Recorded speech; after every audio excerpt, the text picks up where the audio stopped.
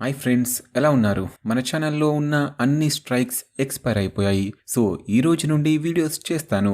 సరే, ఈ రోజైతే మీకు కుట్రం పురిందావన్ అనే మిస్టరీ థ్రిల్లర్ సిరీస్ ని ఎక్స్ప్లెయిన్ చేయబోతున్నాను. ఈ సిరీస్ ఎలా ఉంటుందంటే మీకు ప్రతి ఎపిసోడ్ చాలా థ్రిల్లింగ్ గా అనిపిస్తుంది. అలాగే మధ్య మధ్యలో చాలా ట్విస్టులు వస్తాయి. లాస్ట్ సిరీస్ ఎండింగ్ లో 2 పెద్ద ట్విస్టులు ఉంటాయి. వాటిని మీరు గెస్ కూడా చేయలేరు. అలాగే సిరీస్ చూస్తూ కిల్లర్ ని గెస్ చేయండి, చూద్దాం. నాకు తెలిసి ఒక్కరు కూడా గెస్ చేయరు, అసలు గెస్ చేయరు అంతే. సరే పదండి, చాలా డేస్ తర్వాత మంచి స్టోరీతో వీడియోని స్టార్ట్ చేద్దాం. సో సిరీస్ చాలా ఇంట్రెస్టింగ్ గా ఉండబోతుంది కదా, లాస్ట్ వరకు చూడండి. అలాగే మన ఛానల్ ని ఇంకా సబ్స్క్రైబ్ చేసుకోలేదా? వెంటనే చేసుకోండి. పదండి స్టోరీ విందాం. సిరీస్ స్టార్ట్ అవ్వగానే భాస్కర్ అలాగే అతని వైఫ్ ఆనందిని చూపిస్తారు. భాస్కర్ గవర్నమెంట్ హాస్పిటల్లో ఫార్మసిస్ట్ గా పనిచేస్తుంటాడు. భాస్కర్ కి ఫ్యామిలీ ఉండదు. ఒక కూతురు ఉంటే తను ఒక పిల్లాడికి జన్మనిచ్చేసి చనిపోతుంది. తను చనిపోయింది కాబట్టి ఆ అమ్మాయి భర్త వేరే పెళ్లి చేసుకుని వెళ్ళిపోతాడు. సో ఇప్పుడు భాస్కర్ కి ఉన్నది వాళ్ళ మనవడే కాబట్టి అతన్ని బంగారంలాగా చూసుకుంటాడు. ఒకరోజు భాస్కర్ అతని మనవడైన రాహుల్ ని తీసుకుని ఊర్లో జరుగుతున్న జాతరకి వెళ్తాడు. వాళ్ళ ఊర్లో అప్పుడప్పుడు అలా జాతరలు జరుగుతూ ఉంటాయిలేండి. రాహుల్ కి చిన్నప్పటి నుంచి బ్రెయిన్ లో ఒక చిన్న ప్రాబ్లం ఉండడం వల్ల అతనికి సర్జరీ చేయాల్సి ఉంటుంది. కానీ భాస్కర్ దగ్గర అంత అమౌంట్ లేకపోవడంతో సర్జరీ కొన్ని రోజులు పోస్ట్ పోన్ చేస్తాడు. ఎందుకంటే భాస్కర్ కి కొన్ని రోజుల్లో రిటైర్మెంట్ ఉంటుంది. రిటైర్మెంట్ తర్వాత వచ్చిన డబ్బులతో రాహుల్ కి సర్జరీ చేపించాలనుకుంటాడు. అందుకే ఇప్పుడు రాహుల్ టాబ్లెట్స్ వాడుతూ ఉంటాడు. ఇక జాతరకి వచ్చి చాలా టైం అయి ఉంటుంది కాబట్టి రాహుల్ కి టాబ్లెట్స్ వేయడానికి ఇంటికి తీసుకెళ్తూ ఉంటాడు. భాస్కర్ వైఫ్ ఆనంది జాతరలోనే ఉంటుంది. భాస్కర్ మాత్రమే వాళ్ళ మనవడిని తీసుకుని ఇంటికి వెళ్తున్నప్పుడు సాల్మన్ అనే వాళ్ళ పక్కింటి వ్యక్తి మందు తాగుతూ చాలా స్పీడ్ గా వెళ్తుంటాడు.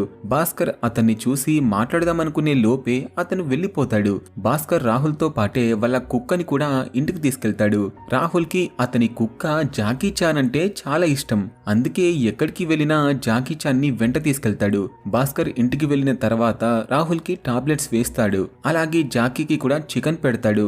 జాకీ చాలా పిరికి పంద, చూడ్డానికి భలే ఉంటుంది. బట్ తను చాలా భయపడుతుంది. ఆ డాగి చికెన్ తిన్న తర్వాత చాలా గట్టిగా అరవడంతో జాకీని ఇంట్లోకి తీసుకెళ్లి డోర్ లాక్ చేసుకుంటాడు.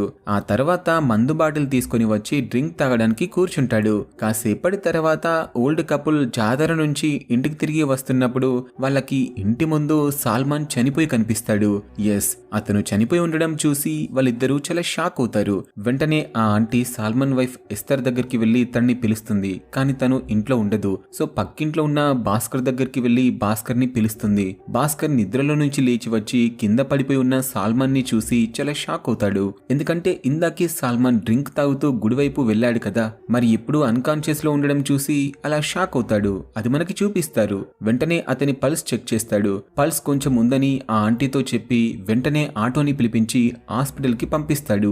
కట్ చేస్తే నెక్స్ట్ డే సాల్మాన్ చనిపోయాడని, అలాగే అతని కూతురు మెర్సీ కనిపించకుండా పోయిందని పోలీస్ వాళ్ళకి ఇన్ఫర్మేషన్ వస్తుంది. వెంటనే పోలీసులు సాల్మాన్ ఇంటికి వెళ్లి ఒకసారి ఇంటిని చెక్ చేస్తారు. ఇంట్లో ఎవరు ఉండరు. ఎస్తర్ ఏమో సాల్మాన్ ని చూడడానికి హాస్పిటల్ కి వెళ్లి ఉంటుంది. పోలీసులు చుట్టుపక్కల వాళ్ళని అడిగి కొన్ని విషయాలు తెలుసుకుంటారు. నిజానికి నిన్న నైట్ ఏం జరిగిందంటే, నిన్న నైట్ ఎస్తర్ ప్రేయర్ చేసుకోవడానికి తన కూతుర్ని హస్బెండ్ ని ఇంట్లోనే వదిలేసి చర్చ్ కి వెళ్ళింది. తను ప్రేయర్ చేసుకుని ఇంటికి వచ్చి చూస్తే తన కూతురు కనిపించదు. హస్బెండ్ ఏమో దెబ్బ తగిలి హాస్పిటల్లో పడి ఉంటాడు. సో తనకి ఏం జరిగిందో కొంచెం కూడా అర్థం కాదు. ఇక పోలీస్ వాళ్ళు మెర్సీ ఏమైపోయిందో అని ఎంక్వైరీ చేయడం స్టార్ట్ చేస్తారు. అప్పుడే ఎస్తర్ హాస్పిటల్ నుంచి వచ్చి మెర్సీ దొరికిందా అని అందరినీ అడుగుతూ చాలా బాధపడుతుంది. ఇక అక్కడే ఉన్న భాస్కర్ నిన్న నైట్ ఏం జరిగిందో పోలీస్ వాళ్ళకి చెప్తాడు. సార్, నిన్న నైట్ నేను జాతర నుంచి ఇంటికి వెళ్తున్నప్పుడు సల్మాన్ చాలా డ్రింక్ చేస్తూ వెళ్ళాడు. అతని వెనకాలే మెర్సీ కూడా వెళ్ళింది. నేను మెర్సీని ఆపేసి ఏమైందమ్మా, ఎక్కడికి వెళ్తున్నావని అడిగితే మా అమ్మ చర్చికి రమ్మంది తాతయ్య, అందుకే వెళ్తున్నానని చెప్పేసి వెళ్ళింది. సో నైట్ జరిగింది మొత్తం భాస్కర్ డిఎస్పీకి చెప్తాడు. వెంటనే డిఎస్పీ ఎస్తర్ తో మాట్లాడుతూ, చూడమ్మా, నిన్న నైట్ నీ కూతుర్ని చర్చికి పిలిచావా అని అడిగితే, అవును సార్, నేనే పిలిచాను. రోజు నేను ఒంటరిగానే చర్చికి వెళ్తాను. కానీ నిన్న నైట్ అలా జరుగుతుందని తెలిస్తే నా కూతుర్ని ఎందుకు పిలుస్తానని చెప్పేసి చాలా బాధపడుతుంది. ఇక జరిగిందంతా తెలుసుకున్న డిఎస్పీకి అసలు ఇక్కడ ఏం జరిగిందో కూడా సరిగా అర్థం కాదు. అప్పుడే ఇన్స్పెక్టర్ వచ్చి పాత కేసు గురించి మాట్లాడతాడు. సార్, 3 సంవత్సరాల క్రితం సేమ్ ఇలాగే మన ఊర్లో ఉన్న 2 అమ్మాయిలు మిస్ అయిపోయారు కదా, ఆ కేసు కేసుకి ఈ కేసుకి ఏమైనా సంబంధం ఉందంటారా అని అడిగితే ఇన్స్పెక్టర్ చెప్పింది డిఎస్పీ సీరియస్ గా తీసుకోడు. చూడయ్యా ఇన్స్పెక్టర్, ఇది జరిగి 3 సంవత్సరాలు అవుతుంది కదా, అయినా అప్పుడు మిస్ అయింది 2 అమ్మాయిలు మాత్రమే, కానీ ఇప్పుడు పాప మిస్ అయిపోయింది. అలాగే పాప వాళ్ళ నాన్న కూడా చనిపోయాడు. సో ఖచ్చితంగా ఆ కేసుకి ఈ కేసుకి సంబంధం లేదు. అయినా సాల్మాన్ కి శత్రువులు ఎవరైనా ఉండి ఉంటారులేండి, వాళ్ళే ఇదంతా చేశారేమో కనుక్కోమని చెప్పేసి వెళ్ళిపోతాడు. నెక్స్ట్ సీన్ లో డిఎస్పీకి డ్రైవర్ గా పనిచేస్తున్న గౌతమ్ ని చూపిస్తారు. గౌతమ్ ఫస్ట్ పోలీస్ స్టేషన్ లోనే పనిచేసేవాడు, కానీ కొన్ని కారణాల వల్ల గౌతమ్ డిఎస్పీ దగ్గర డ్రైవర్ గా పనిచేయాల్సి వస్తుంది. అతను చాలా తెలివైన వాడు, అయినా కూడా ప్రమోషన్ దొరకదు. రోజు డిఎస్పీకి డ్రైవర్ గా మాత్రమే కాకుండా ఇంట్లో ఉన్న అన్ని పనులు చేస్తాడు. గౌతమ్ కి ఫ్యామిలీ కూడా ఉంటుంది, కానీ గౌతమ్ ఇంట్లో కంటే డిఎస్పీ ఇంట్లోనే ఎక్కువగా ఉంటాడు. ఇటువైపు భాస్కర్ రాహుల్ ని తీసుకుని హాస్పిటల్ కి వెళ్తాడు. అక్కడే హాస్పిటల్లో ఒక ప్రెగ్నెంట్ లేడీ కనిపిస్తుంది. పాపం తనకి చాలా బ్లీడింగ్ అవ్వడం వల్ల తనకి బ్లడ్ కావాల్సి ఉంటుంది, కానీ తనకి కావలసిన బ్లడ్ గ్రూప్ హాస్పిటల్లో ఉండదు. వెంటనే భాస్కర్ తన బ్లడ్ ని ఆ అమ్మాయికి ఇస్తాడు, సేమ్ బ్లడ్ గ్రూప్ కాబట్టి. ఎందుకంటే అతని కూతురు కూడా బిడ్డని కనేసి చనిపోతుంది. అందుకే ఈ అమ్మాయి ప్రాణానికి కూడా ఏమీ అవ్వకుండా ఉండడానికి అతని బ్లడ్ నైతే ఇస్తాడు. మరొకవైపు ఇన్స్పెక్టర్ భాస్కర్ గురించి అక్కడ ఉండే వారిని అడిగి తెలుసుకుంటాడు. అక్కడున్న వాళ్ళందరూ భాస్కర్ చాలా మంచివాడని, అలాగే ఎస్తర్ ని కూడా సొంత కూతురులాగా చూసుకుంటాడని చెప్తారు. దాంతో ఇన్స్పెక్టర్ భాస్కర్ మీద డౌట్ పడకుండా అక్కడి నుంచి వెళ్ళిపోతాడు. ఇక కొంతమంది కానిస్టేబుల్స్ మెర్సీని వెతకడం స్టార్ట్ చేస్తారు. కొందరు జాతర జరిగిన ప్లేస్ కి వెళ్లి వెతుకుతారు. అలాగే మరికొందరు మెర్సీ చదువుతున్న స్కూల్ కి వెళ్లి తన గురించి తెలుసుకుంటారు. అందరూ కూడా మెర్సీ చాలా మంచి అమ్మాయి అని చెప్తుంటారు. నెక్స్ట్ వాళ్ళు మెర్సీకి ట్యూషన్ చెప్తున్న టీచర్ దగ్గరికి వెళ్లి అడుగుతారు. అతను కూడా మెర్సీ గురించి గొప్పగానే చెప్తాడు. ఆ తర్వాత చర్చ్ ఫాదర్ ని అడుగుతారు. అతను కూడా మెర్సీ గురించి చాలా మంచిగా చెప్తాడు. ఇటువైపు భాస్కర్ డాక్టర్ దగ్గరికి వెళ్లి రాహుల్ గురించి అడుగుతాడు. డాక్టర్ రాహుల్ కండిషన్ ని చెక్ చేసి వెంటనే సర్జరీ చేయాలి, డబ్బులు రెడీ చేసుకోమని చెప్తాడు. కానీ భాస్కర్ దగ్గర అంత అమౌంట్ ఉండదు. రిటైర్మెంట్ అయిన తర్వాత డబ్బులు వస్తాయి. అందుకే కొన్ని రోజుల వరకు రాహుల్ కి టాబ్లెట్స్ మాత్రమే తీసుకుంటాడు. ఎందుకంటే అతనికి ఇన్సూరెన్స్ ఉన్నా కూడా వాళ్ళ మనవడి పేరు అందులో ఉండదు. అందుకే వచ్చే రిటైర్మెంట్ డబ్బులతో రాహుల్ కి సర్జరీ చేపించాలని ఆశతో ఉంటాడు. పాపం రాహుల్ కి కూడా మెర్సీ లేకపోవడంతో చాలా బోర్ కొడుతుంది. ఎందుకంటే రోజు మెర్సీతో ఆడుకుంటూ చాలా టైం స్పెండ్ చేస్తాడు కదా. మరొక వైపు పోలీస్ వాళ్ళకి సాల్మాన్ వాళ్ళ అన్న వెంకట్ గురించి తెలుస్తుంది. నిజానికి సాల్మాన్ కి వెంకట్ కి మధ్య ఆస్తి గొడవలు ఉంటాయి. అందుకే పోలీస్ వాళ్ళకి వెంకట్ మీద అనుమానం వస్తుంది. వెంటనే వెంకట్ గురించి ఎంక్వైరీ చేయడం స్టార్ట్ చేస్తారు. ఆ ఊర్లో ఉన్న వాళ్ళు వెంకట్ గురించి కొంచెం మంచిగానే చెప్తారు. అంటే అతనికి చాలా దైవభక్తి ఉందని, అలాగే ఊర్లో అతనే పూజారి అని చెప్తుంటారు. నిజం తెలుసుకున్న పోలీసులు వెంకట్ ఇంటికి వెళ్లి అతని భార్యతో మాట్లాడతారు. మా ఆయన వెంకట్ ఊర్లో లేడు, పని మీద పక్కూరికి వెళ్లాడని అతని భార్య చెప్తుంది. కానిస్టేబుల్ వెంకట్ ఫోటో తీసుకుని ఇన్స్పెక్టర్ కి చూపించి ఒక విషయం చెప్తాడు. సార్, 3 సంవత్సరాల క్రితం ఒక అమ్మాయి మిస్ అయిపోయింది కదా, మిస్ అయిన అమ్మాయి ఇంట్లోనే వెంకట్ మేస్త్రి పనిచేశాడు. అప్పుడు మనం ఆ అమ్మాయి కేసులో వాడిని ఎంక్వైరీ చేశాం, గుర్తుందా? సో వాడికి ఈ కేసుకి లింక్ ఉండొచ్చు అని పోలీసులు అనుమానిస్తారు. వెంటనే వెంకట్ ని వెతకాలని డిసైడ్ అవుతారు. నెక్స్ట్ డే భాస్కర్ అతను పనిచేస్తున్న జాబ్ కి గుడ్ బై చెప్పేసి రిటైర్ అవుతాడు. నైట్ అవగానే పోలీస్ స్టేషన్ కి వెళ్లి జాతర రోజు ఏం చూశాడో మొత్తం అంతా కూడా ఒక పేపర్లో రాస్తుంటాడు. అప్పుడు ఇన్స్పెక్టర్ భాస్కర్ ని ఒక డౌట్ అడుగుతాడు. సార్, మీ ఇంటి ముందే ఒక వ్యక్తి చనిపోయి కనిపించాడు కదా, ఆ టైంలో మీరేం చేస్తున్నారని అడిగితే, సార్ నేను జాతర నుంచి వచ్చిన తర్వాత చాలా డ్రింక్ తాగేసి పడుకున్నానని చెప్తాడు. అవునా? ఆ రోజు మెర్సీ మీతో మాట్లాడుతున్నప్పుడు మీకు సస్పీషియస్ గా ఏమైనా అనిపించిందా అని ఇన్స్పెక్టర్ అంటే, అవును సార్, మేమిద్దరం మాట్లాడుకుంటున్నప్పుడు దూరం నుంచి ఒక వ్యక్తి చాలా డ్రింక్ చేస్తూ మమ్మల్ని చూస్తున్నాడు. కానీ అతను చాలా దూరం ఉండడం వల్ల అతని ఫేస్ నాకు కనిపించలేదని చెప్పేసి వెళ్ళిపోతాడు. ఇంటికి రాగానే భాస్కర్ వైఫ్ ఆనంది ఎస్తర్ దగ్గరికి వెళ్లి తన్ని కూల్ చేస్తూ, నువ్వేం బాధపడకు అమ్మా, మన మెర్సీ ఎక్కడికి వెళ్లి ఉండదు, ఇక్కడే ఎక్కడో ఉండి ఉంటుందని చెప్పేసి తనని కూల్ చేస్తుంది. ఇటువైపు భాస్కర్ డోర్స్ అన్ని క్లోజ్ చేసి ఒక కీ పట్టుకొని చాలా భయపడిపోతూ ఫ్రిడ్జ్ డోర్ ని ఓపెన్ చేస్తాడు. ఇక్కడ షాకింగ్ విషయం ఏంటంటే ఆ ఫ్రిడ్జ్ లోపల మెర్సీ బాడీ ఉంటుంది. నైట్ అందరూ పడుకున్న తర్వాత భాస్కర్ వెళ్లి తన వైఫ్ ని తీసుకుని వచ్చి తనకి జరిగిందంతా చెప్తుంటాడు. నిజానికి ఆ రోజు నైట్ భాస్కర్ వాళ్ళ మనవడిని తీసుకుని వచ్చి మందు తాగి పడుకుందాం అనుకుంటాడు. సరిగ్గా మందు తాగే టైంకి ఎవరో గట్టిగా డోర్ కొట్టడంతో భాస్కర్ వెళ్లి డోర్ ఓపెన్ చేస్తే సాల్మాన్ చాలా ఏడుస్తూ కనిపిస్తాడు. అలాగే అతని చేతిలో మెర్సీ కూడా ఉంటుంది. కానీ తను అన్కాన్షియస్ లో ఉంటుంది. భాస్కర్ మెర్సీని చూసి తన్ని లేపడానికి ట్రై చేస్తాడు. కానీ తను లేవదు. మెర్సీని ఎవరో రేప్ చేశారని సాల్మన్ చెప్తాడు. అది వినగానే భాస్కర్ చాలా షాక్ అవుతాడు. వెంటనే మెర్సీని హాస్పిటల్ కి తీసుకెళ్దామని భాస్కర్ అంటుంటే హాస్పిటల్ కి తీసుకెళ్తే చాలా లేట్ అవుతుందని సాల్మన్ మెర్సీని భాస్కర్ కి ఇచ్చి ఏదో ఒకటి చేసి నా కూతుర్ని కాపాడమని చెప్పేసి బయటికి వెళ్లి ఆడవాళ్లు ఎవరైనా ఉంటే తీసుకొద్దామని వాళ్ళ కోసం వెతుకుతాడు. కానీ బయట ఆడవాళ్లు కనిపించరు. ఆ రోజు జాతర కాబట్టి అందరూ జాతరలో ఎంజాయ్ చేస్తుంటారు. ఇక భాస్కర్ కి ఏం చేయాలో అర్థం కాదు. వెంటనే మెర్సీని ఒక టేబుల్ మీద పడుకోబెట్టి సిపిఆర్ చేస్తాడు. అలా చేయగానే తను కాన్షియస్ లోకి వస్తుంది. కానీ తనకి బ్లీడింగ్ చాలా హెవీగా వస్తుండడం చూసి భాస్కర్ చాలా ఏడుస్తాడు. తనకి చాలా బ్లడ్ పోవడంతో ఏం చేయాలో అర్థం కాదు. చెవిలో నుండి కూడా బ్లడ్ రావడంతో వెంటనే హాస్పిటల్ కి తీసుకెళ్దాం అనుకుంటాడు. కానీ మెర్సీ ఉన్నట్టుండి సడన్ గా చనిపోతుంది. ఎందుకంటే తనని చాలా దారుణంగా రేప్ చేస్తారు. దాంతో తను చనిపోతుంది. అలా మెర్సీ చనిపోవడం చూసి వాళ్ళ నాన్న చాలా ఏడుస్తాడు. అలాగే భాస్కర్ కూడా చాలా బాధపడతాడు. అప్పుడే మెర్సీ డ్రెస్ మీద ఒక డిఫరెంట్ స్మెల్ అయితే వస్తుంది. ఆ స్మెల్ చూసి భాస్కర్ చాలా షాక్ అవుతాడు. అప్పుడే సాల్మాన్ గట్టిగా అరవడంతో వెళ్లి చూస్తాడు. సాల్మాన్ సూసైడ్ చేసుకోవడం చూసి భాస్కర్ ఇంకాస్త బాధపడతాడు. అప్పుడే పక్కింటి వాళ్ళు రావడం చూసి భాస్కర్ వెంటనే రూమ్ లోకి వెళ్లి మెర్సీని ఏం చేయాలా అని ఆలోచిస్తుంటాడు. వెంటనే ఒక బెడ్షీట్ తీసుకుని వచ్చి మెర్సీ బాడీని కవర్ చేసి ఫ్రిడ్జ్ లో పెడతాడు. బయట ఉంటే అందరికీ డౌట్ వస్తుంది. అందుకే అలా చేస్తాడు.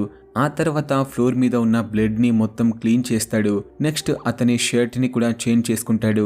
ఆ తర్వాత ఏం జరిగిందో మనకి తెలుసు. పక్కింటి ఆంటీ పరిగెత్తుకుంటూ వచ్చి భాస్కర్ ని కిందకి తీసుకెళ్తుంది.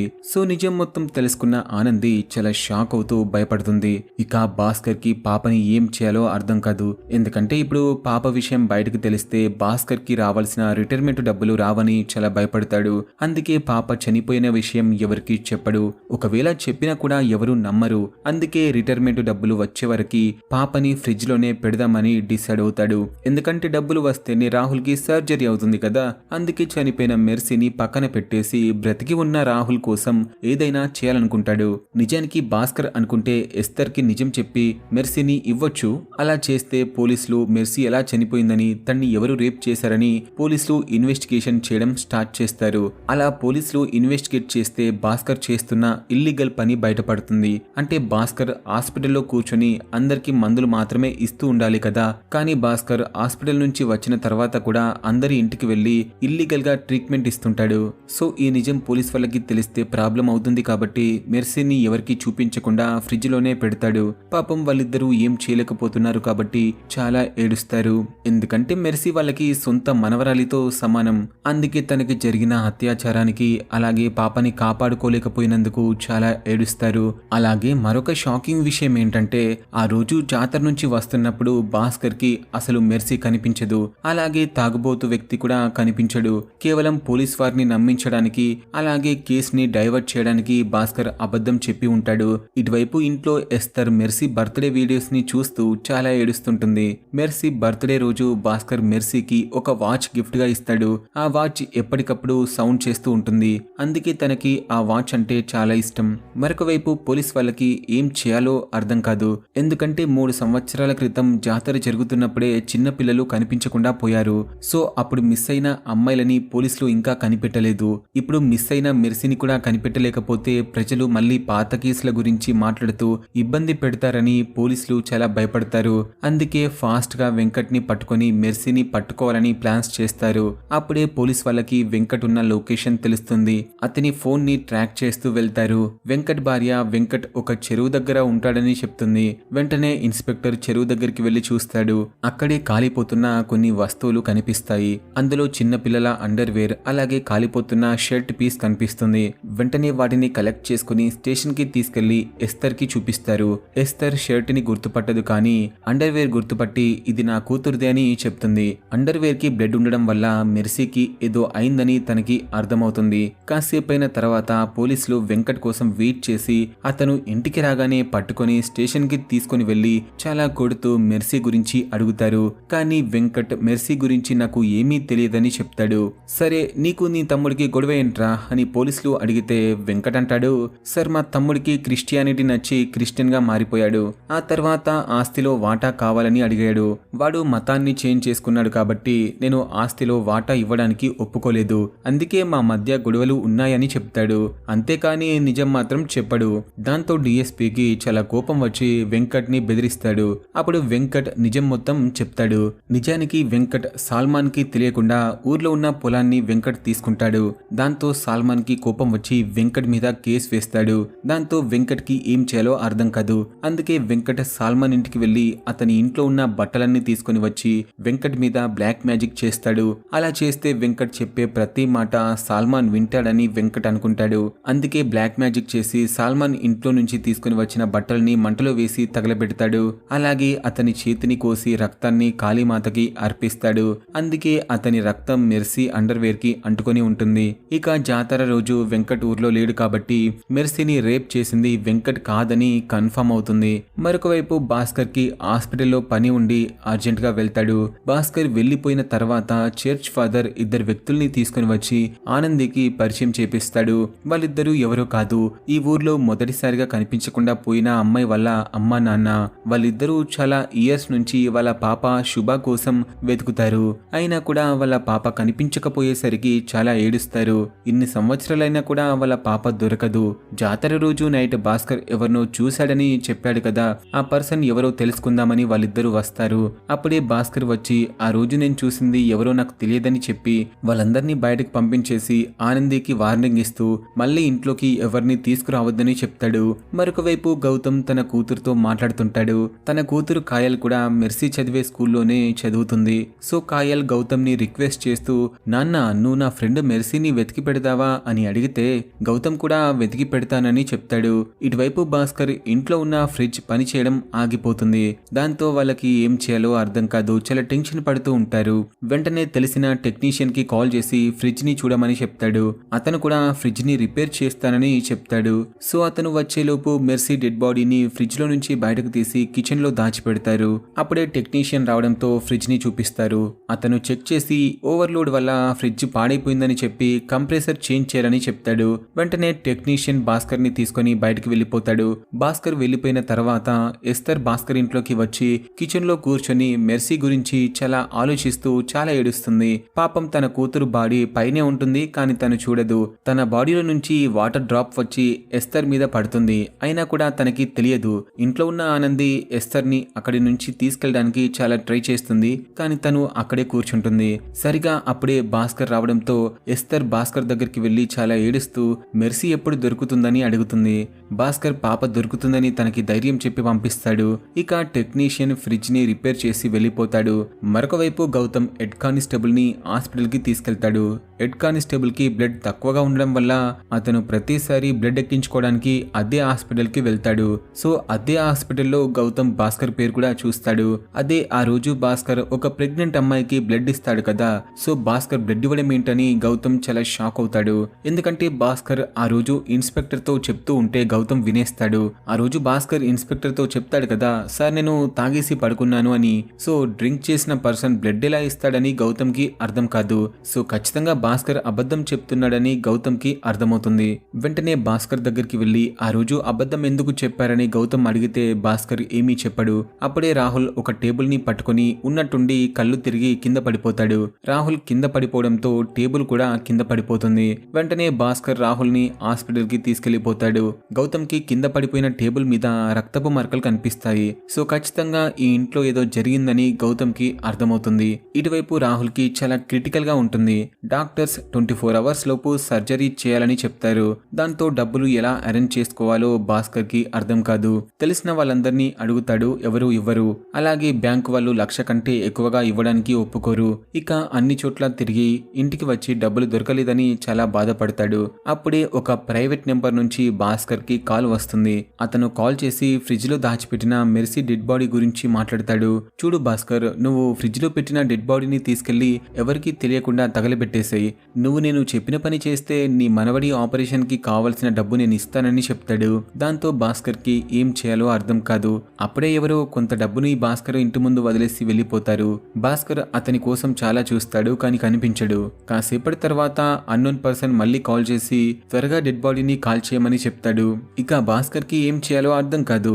రాహుల్ ని కాపాడుకోవడానికి మెర్సీని తగలబెట్టాలనుకుంటాడు. వెంటనే ఎస్తర్ దగ్గరికి వెళ్లి తన కండిషన్ ని చెక్ చేస్తాడు. తను చాలా నీరసంగా ఉందని తెలుసుకుని హాస్పిటల్ కి పంపించేసి ఫ్రిడ్జ్ లో ఉన్న మెర్సీని బయటకు తీసుకెళ్లడానికి ప్లాన్ వేస్తాడు. ముందుగా ట్రావెల్ ఏజెన్సీ దగ్గరికి వెళ్లి ఒక కార్ రెంట్ కి తీసుకుంటాడు. ఆ తర్వాత కార్ని హాస్పిటల్ దగ్గర పార్క్ చేసి మళ్ళీ అతని స్కూటీ తీసుకుని ఇంటికి వెళ్తాడు. ఆ తర్వాత ఒక పెద్ద బ్యాగ్ తీసుకుని మెర్సీని బ్యాగ్ లో పెట్టి అలా వెళ్తుంటాడు.